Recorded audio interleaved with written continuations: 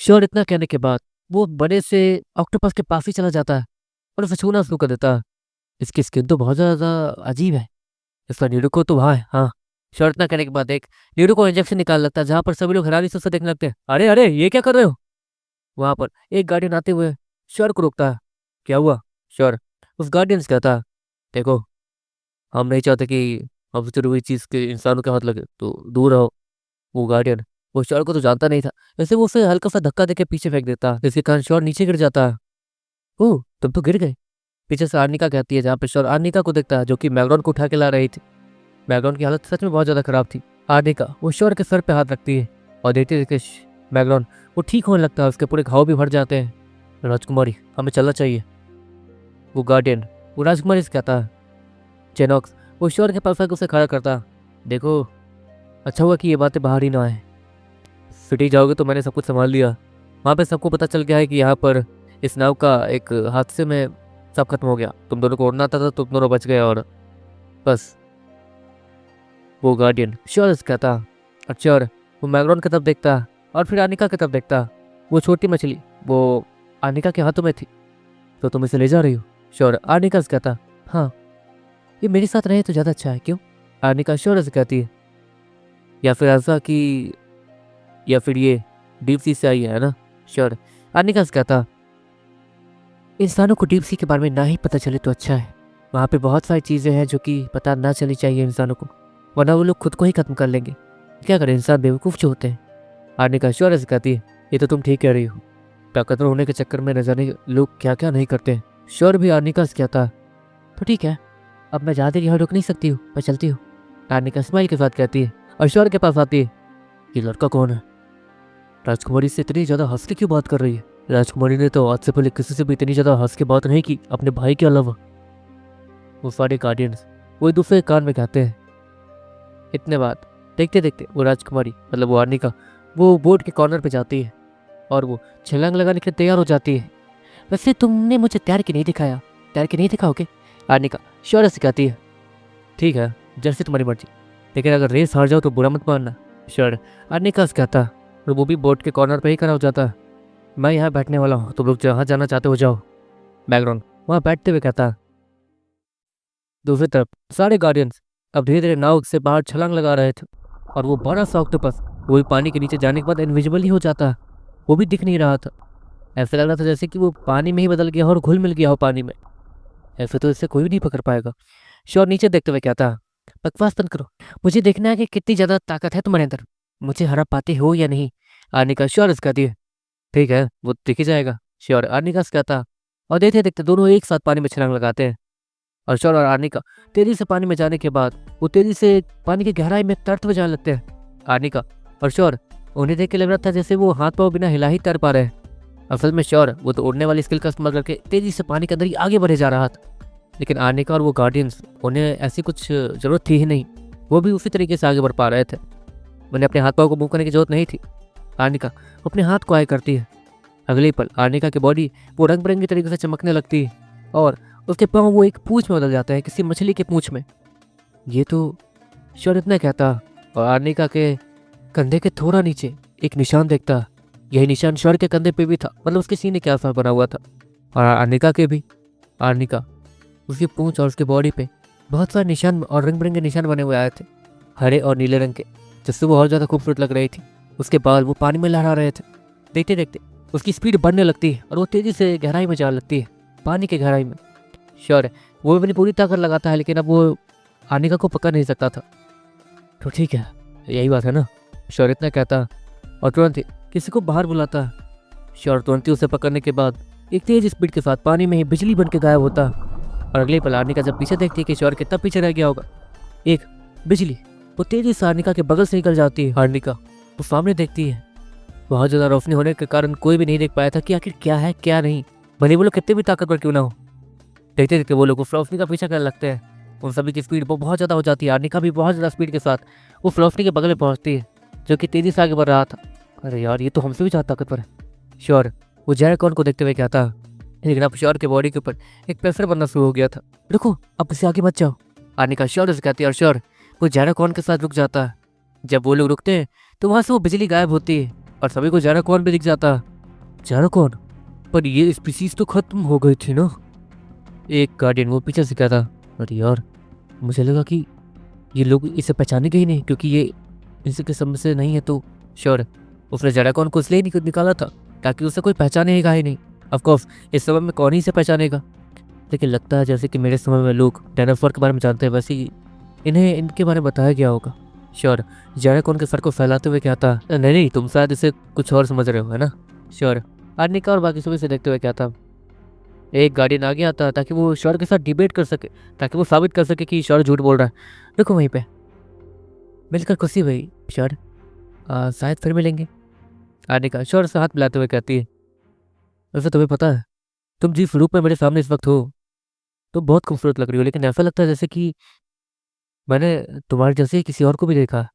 Sure arnica से कहता, किसे? आर्निका श्योर से कहती है। श्योर उसके दिमाग में एक और ख्याल आता। एक और? वो जल पड़ी? हाँ, वो भी तो आर्निका जैसी दिखती है। श्योर हैरानी से कहता और आर्निका को देखता। नहीं, शायद मेरा वहम होगा। श्योर आर्निका से कहता, अच्छा ठीक है, वैसे तुमसे मिलकर अच्छा लगा, तुम एक सच में बहुत अच्छे लड़के हो।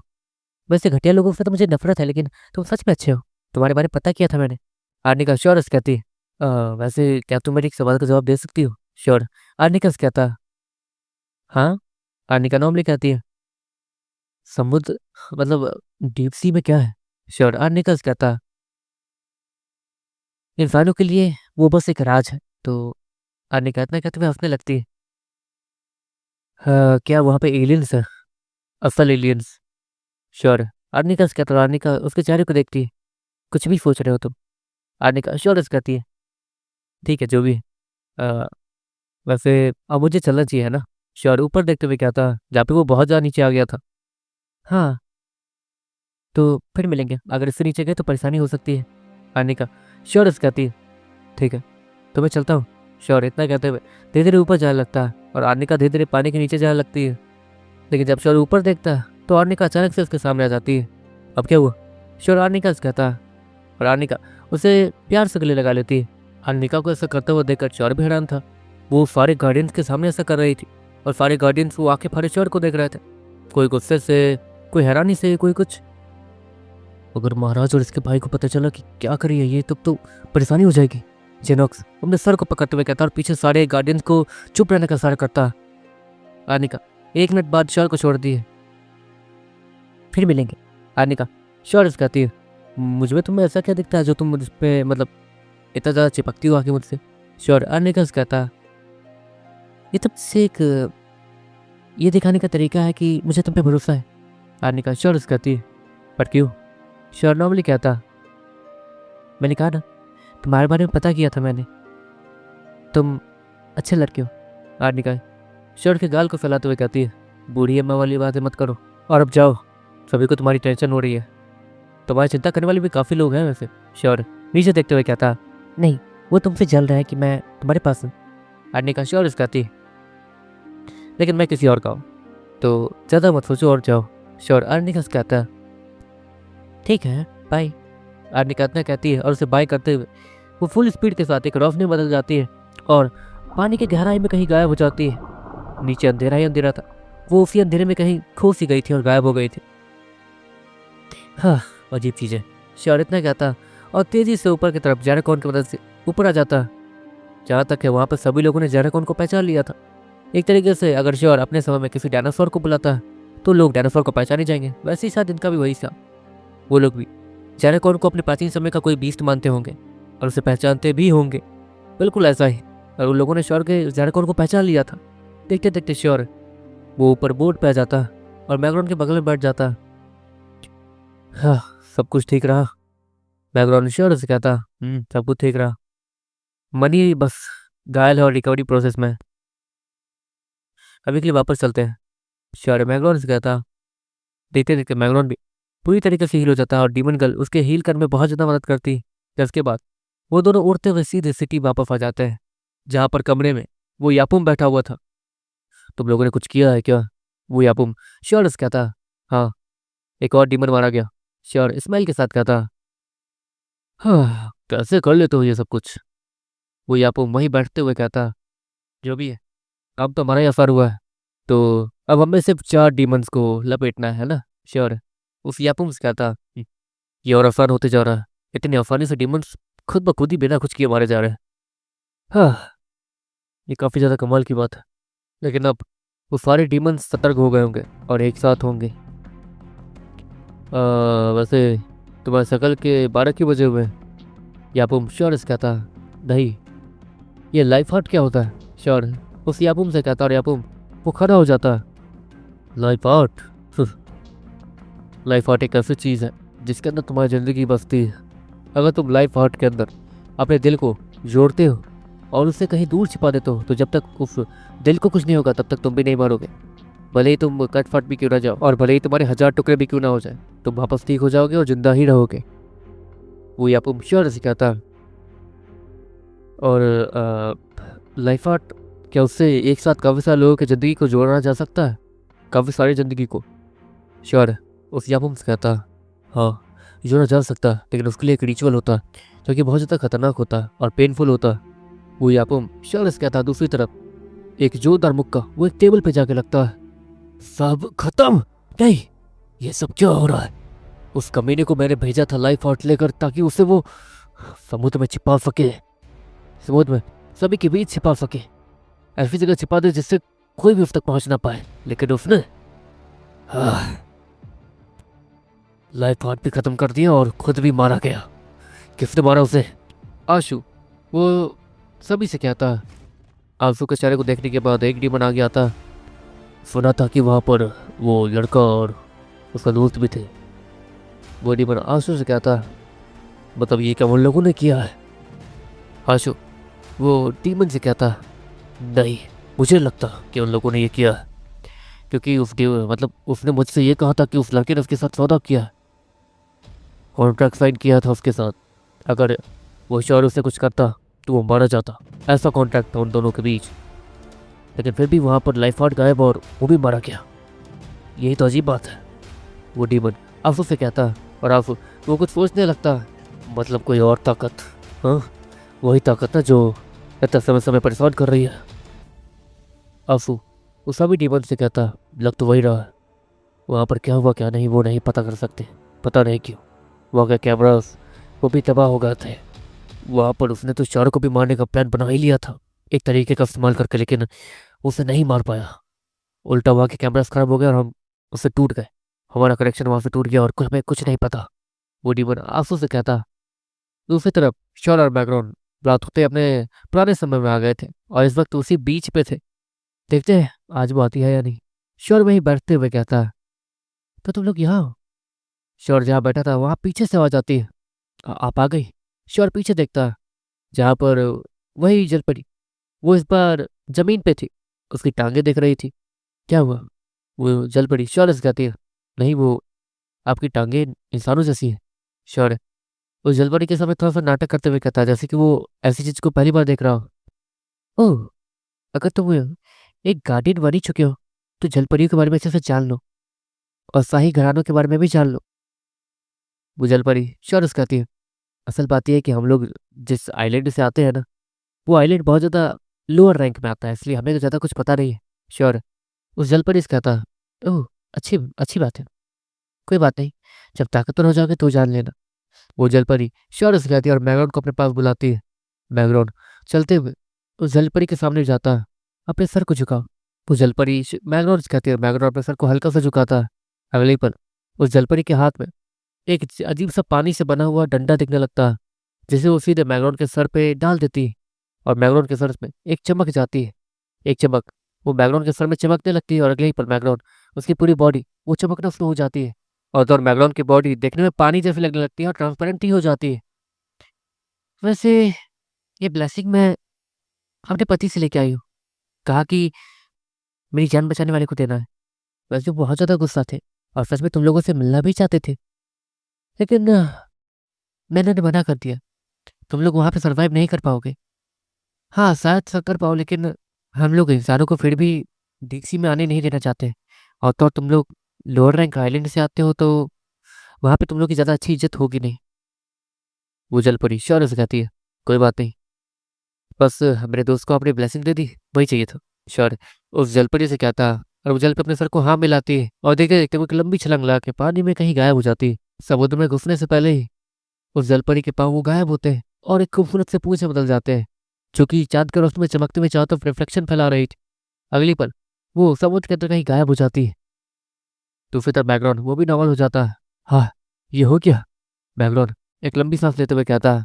देखते-देखते पीछे श्योर को एक आइलैंड दिखना शुरू होता है। श्योर वो बैकग्राउंड का हाथ पकड़ता है और उसे सामने देखने के लिए कहता है, वो आइलैंड उसे देखने की कोशिश करो। श्योर बैकग्राउंड से कहता है। देखते-देखते श्योर बैकग्राउंड का हाथ पकड़ के उसे कुछ दिखाता है, जहाँ पर अब बैकग्राउंड के सामने वो आइलैंड आ गया था। ये वो आइलैंड है। बैकग्राउंड श्योर से कहता है और देखते-देखते वो दोनों आइलैंड पर एंटर कर जाते हैं। श्योर वहाँ पर बैकग्राउंड को लेके आया था, इसलिए सभी लोग हैरान थे। ये कौन है? एक बूढ़ा आदमी, वो जो कि वही बूढ़ा आदमी था, वो श्योर से कहता, इसे भी ब्लेसिंग दी है किसी ने दी है, हम लोग बस यहाँ आए हैं, इसे भी सब कुछ सिखाना होगा, है ना? श्योर वो बूढ़ा आदमी से कहता और वहाँ से निकल जाता। वहाँ पर सभी लोग थोड़े हैरान थे कि आखिर यहाँ चल क्या रहा है। इतने समय से वो लोग बस अपनी प्रजाति को यहाँ आगे बढ़ा रहे हैं, गार्डियंस बना रहे हैं, और यहाँ पर ये दोनों ऐसे ही आ गए। दूसरी तरफ जब श्योर बाकी गार्डियंस ऑरेंज, जेली, यूवी और टॉक्स के पास जाता तो वो लोग भी हैरान थे। कल तक तो ये बैकग्राउंड नॉर्मल था, कुछ नहीं था, और आज यहाँ गार्डियन बन के आ गया। तुम्हारी किस्मत तो काफ़ी अच्छी है, तुम लोगों के पास ब्लेसिंग की दुकान है क्या? इतनी आसानी से तुम लोग को ब्लेसिंग मिल जाती है? और इन वो श्योरस कहता, अरे नहीं नहीं, बस एक कॉन्फिडेंस था जिसमें हमें ब्लेसिंग मिल गई। वैसे अब तो हमें बहुत कुछ सीखना होगा, है ना? श्योर और इनसे कहता, हाँ बहुत कुछ सीखना होगा, अभी तो लोग कमज़ोर हो। हमारे हिसाब से काफ़ी सारे मिशंस तुम कर भी नहीं सकते हो। 70% 90% मिशन तो तुम कर ही नहीं सकते हो, ये तो पक्का है। ऐसे मिशन जिसमें बस थोड़े बहुत काम होते हैं, वो मिशन तुम कर सकते हो। और इन शोर से कहता, देखते देखते वहाँ पर काफ़ी ज़्यादा अंधेरा छाने लगता। मिशन मिल गया हमें, किस्मत अच्छी है तुम्हारी। वो और इन बैकग्राउंड के कंधे पे थपथपाते हुए कहता, क्यों? बैकग्राउंड उसे नहीं पता कि यहाँ पे क्या कैसे क्यों होता। देखते देखते वो चारों गार्डियंस वो उस आइलैंड से निकल जाते हैं और सामने एक मुख्तसर लम्हे चले जाते हैं, जो कि नीचे से ऊपर आ रहा था। उस हराने के बाद वो लोग खुशी खुशी वापस आते हैं। यह है हमारा मिशन। वो ऑरेंज श्योर और बैकग्राउंड कहता, वैसे हमारा एक मिशन है जो कि पेंडिंग पड़ा हुआ है, तुम लोग वो कर सकते हो। ऑरेंज श्योर और बैकग्राउंड कहता, पर कैसा मिशन? श्योर नॉर्मली कहता, एक चोरी का मिशन है, लेकिन कोई भी आइलैंड वाला उसे करना भी नहीं चाहता, पता नहीं क्यों, लेकिन इसी बारे तुम लोग को थोड़ा एक्सपीरियंस तो मिल ही सकता। और इन श्योर और बैकग्राउंड कहता, देखते देखते वहाँ का सीन बदलने लगता। और देखते देखते और सभी को अपने सामने एक अजीब सा घर दिखता, जो कि पानी के नीचे था और काफ़ी ज़्यादा खूबसूरत लग रहा था। तुम लोग को वहाँ जाना है। और इन वो बैकग्राउंड और श्योर कहता, बैकग्राउंड वो तुरंत ही जाने लगता। रुको, श्योर बैकग्राउंड को रोकते हुए कहता, लेकिन श्योर ये देखता है कि बैकग्राउंड का हाथ वो तो समुद्र में जा चुका, लेकिन फिर भी उसके हाथ को कुछ नहीं हुआ। श्योर उसे हल्का सा धक्का देता है, जिसके कारण बैकग्राउंड वो सीधे पानी में चला जाता है। श्योर भी उसके साथ निकलता है, लेकिन श्योर की बॉडी पे वो आर्मर दिखना शुरू हो जाता है। ये तो श्योर अपने सर को खुजाते हुए कहता। तभी श्योर को याद आता है कि जब बैकग्राउंड को ब्लेसिंग मिल रही थी तो उसकी पूरी बॉडी वो किसी पानी की तरह दिखी थी बीच में। मुझे कैसी ब्लेसिंग मिली है? मैं तो श्योर वो इस आर्मर के बिना यहाँ डीप सी में कुछ था ही नहीं। बैकग्राउंड को तो सही ब्लेसिंग मिल गई। श्योर उसके दिमाग के अंदर यही चल रहा था। श्योर अगर बिना आर्मर के यहाँ पानी में आए तो उसके चीथड़े चीथड़े बदल जाएंगे, लेकिन बैकग्राउंड उसकी बॉडी वो तो पानी की तरह ही बिहेव कर रही थी, और तो उसे कुछ हो भी नहीं रहा था। बैकग्राउंड वो धीरे धीरे तैरते हुए उस घर तक जाने लगता। ऐसे चुराना क्या? बैकग्राउंड श्योर इसका था, पता नहीं, वहाँ जाकर ही पता चलेगा। उस घर में पक्का कुछ है जो कि हमें चुराना है। लेकिन ऑरेंज ने कहा था कि किसी को भी कुछ पता नहीं चलना चाहिए। बैकग्राउंड उस श्योर की बात उनके सामने देखता, जहाँ पर उस रंग बिरंगे छोटे पानी में उस घर के अगल बगल कुछ अजीबोगरीब क्रिएचर भी थे, जो कि गोल गोल घूम रहे थे। लगता है ये वहाँ के बॉडी गार्ड्स है, या फिर एक तरीके से वहाँ पे रक्षा कर रहा है किसी चीज़ की। बैकग्राउंड श्योर इसका था, तो अपनी असली ताकत का इस्तेमाल करते हैं। श्योर बैकग्राउंड से कहता, और अगले ही पल श्योर और बैकग्राउंड की उंगलियां वो हरे रंग से चमकने लगती है और वो पानी में कहीं गायब हो जाते हैं। यहाँ तक कि पानी के अंदर उन्हें ढूंढना पॉसिबल नहीं लग रहा था। अगले ही पल एक अजीब सी लहर उस घर के अगल बगल दिखनी शुरू होती है, लेकिन कोई भी उन्हें ढूंढ नहीं सकता था। देखते देखते वो लोग उस अजीब से दरवाजे को हल्का सा खोल के उसके अंदर चले जाते हैं और सामने देखते हैं, जहाँ पर कोई सो रहा था, वहाँ पर एक अजीब सा बिस्ट सो रहा था। और नीचे एक अजीब सी चिपचिपी चीज थी जो कि पूरे जमीन में फैली हुई थी। अंदर पानी नहीं है। श्योर वो चाहता वो फिल्म को देखते हुए कहता,